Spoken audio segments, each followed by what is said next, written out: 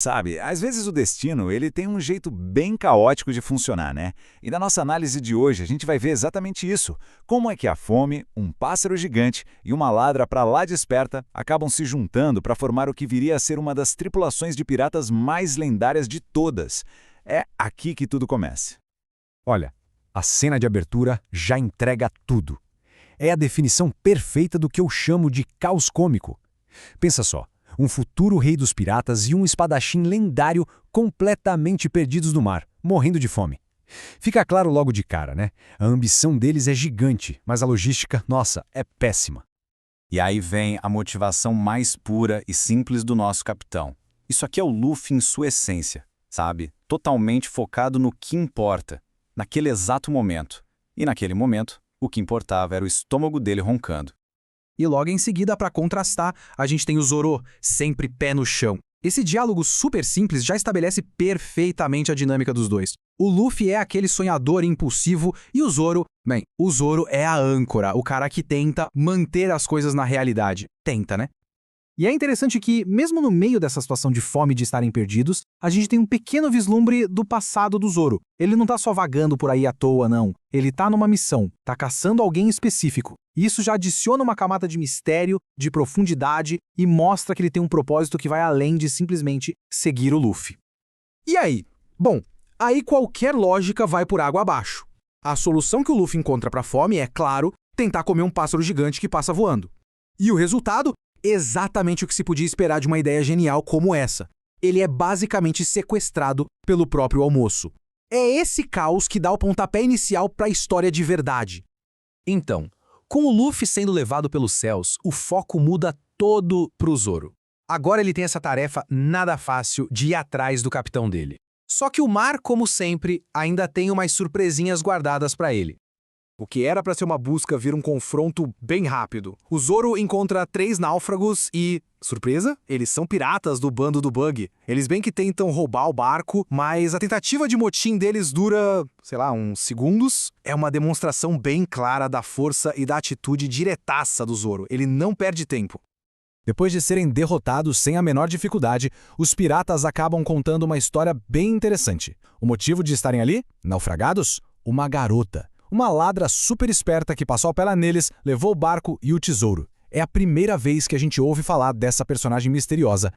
E aqui, olha, atenção nesse ponto. A gente finalmente tem o nome. Nami. E uma descrição. Ela é especialista em roubar de piratas. Mas a revelação mais bombástica é sobre o chefe deles, o Capitão Bug. Ele tem o poder de uma Akuma no Mi. Esse é o momento chave que introduz um dos conceitos mais importantes de todo esse universo.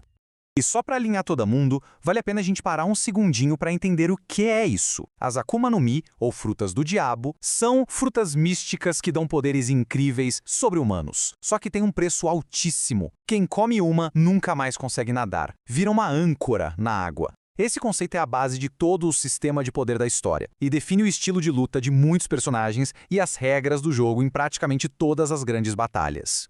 E já que a gente está falando da ladra, a história agora muda de foco e vai direto para ela.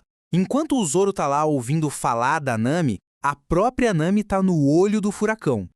E olha, a Nami não é uma ladra qualquer não.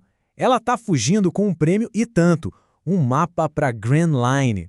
Sim, aquela que é a rota mais perigosa e mais cobiçada do mundo. Dá para ver que ela é inteligente, super confiante e tem um objetivo bem claro. O ódio dela por piratas é óbvio, mas o porquê de tudo isso? Bom, isso ainda é um mistério. E é aqui que os dois mundos começam a se alinhar para colidir. Pensa só, sem nem imaginar, o Zoro tá lutando contra os capangas do mesmíssimo pirata de quem a Nami tá fugindo. Os dois estão de certa forma presos na teia do Bug, e os caminhos deles estão prestes a se cruzar de um jeito espetacular.